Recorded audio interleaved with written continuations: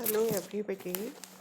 मैं doctor Saroj Gupta, associate professor राजकीय मीरा कन्या महाविद्यालय उदयपुर, आज आपको तृतीय वर्ष कला के प्रश्न पत्र पश्चिमी संसार के टॉपिक नेपोलियन बोनापार्ट के बारे में आगे बतलाऊंगी। पिछले 4 वीडियोज़ में मैंने आपको नेपोलियन बोनापार्ट के प्रारंभिक जीवन, उसकी सफलताएं, वो कैसे शासक बना, इन सब के बारे में बताया है। आज हम नेपोलियन बोनापार्ट की सिविल कोड या विधि संहिता के बारे में डिस्कशन करेंगे। क्रांति के पूर्व फ्रांस के विभिन्न भागों के कानूनों में घोर असमानता थी। राष्ट्रीय सभा ने फ्रांस के लिए एक नया कानून विधान बनाने का कार्य एक समिति को सौंपा था, किंतु आंतरिक अराजकता तथा युद्धों के कारण इस दिशा में अधिक कार्य नहीं हो पाया था। 1800 में नेपोलियन ने समस्त देश के लिए एक उपयोगी विधि संहिता तैयार करने का कार्य 4 विशेषज्ञों की एक प्रारूप समिति को सौंपा था। इस समिति के द्वारा बनाई गई संहिता की जांच की गई। 1804 में यह संहिता बनकर तैयार हो गई तथा इसे नेपोलियन कोड का नाम दिया गया। इसमें 5 तरह के कानूनों का संग्रह था। पहला, नागरिक संहिता। द्वितीय, नागरिक प्रक्रिया की संहिता। तृतीय, दंड विधान। चतुर्थ, अपराध मूलक प्रक्रिया की संहिता तथा पंचम, व्यवसाय संबंधी कानून। इस संहिता द्वारा क्रांति से पहले तथा क्रांति काल में बने हुए कानूनों को समाप्त कर दिया गया। इसमें पुराने और नए कानूनों का समन्वय किया गया।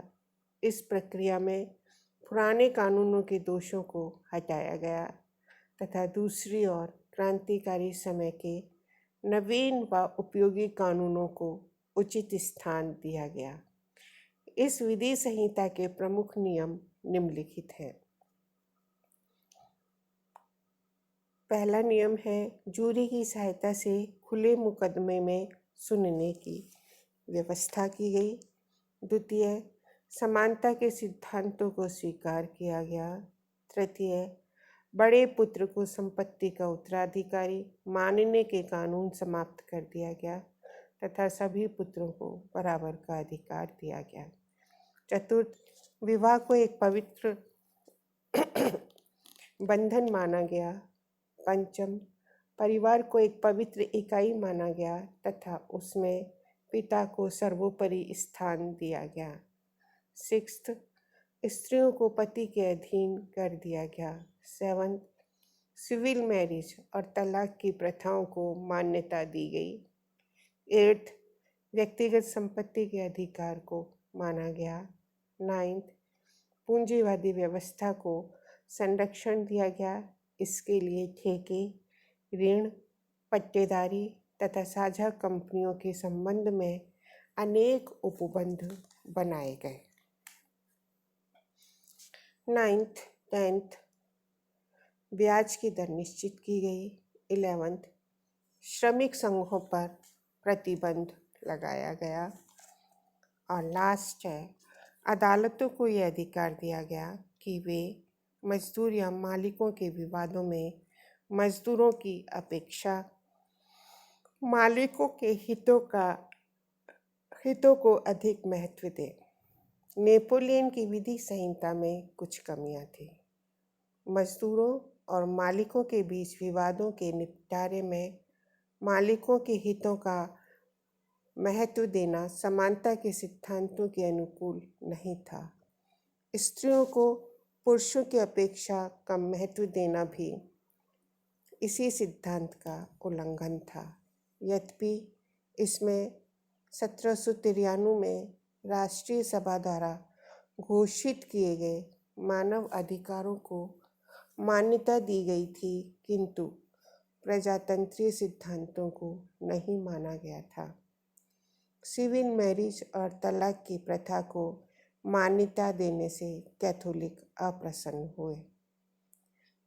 इतिहासकार फिशर के अनुसार विधि संहिता चाहे कितनी भी अपूर्ण मानी जाए, लेकिन ना होने सक तो अच्छी है, और यदि इस कार्य को पूरा नहीं किया जाता तो आज का फ्रांस बिना संहिता के रह जाता। वह आगे लिखते हैं कि इतिहास में उसका महत्व इस बात में है कि उसने उन विशाल सामाजिक सुधारों को लेखबद्ध करके स्थायी बना दिया जिनकी लहर फ्रांसीसी क्रांति में फैलाई गई थी। नेपोलियन ने इसकी महत्ता को स्वीकार करते हुए बाद में कहा कि मेरा वास्तविक गौरव मेरी 40 युद्धों की विजय में नहीं है, बल्कि मेरी विधि संहिता में है, जो कभी न मिट सकेगी और चिरस्थायी सिद्ध होगी। नेपोलियन की विधि संहिता फ्रांस के आधुनिक कानूनों का स्रोत है। साथ ही विश्व के दूसरे देशों बेल्जियम, हॉलैंड, स्विट्जरलैंड, इटली और जर्मनी के कानूनों के निर्माण में भी इससे मार्गदर्शन मिला है। यूरोप के बाहर के देश भी इससे प्रभावित हुए हैं। Thank you very much.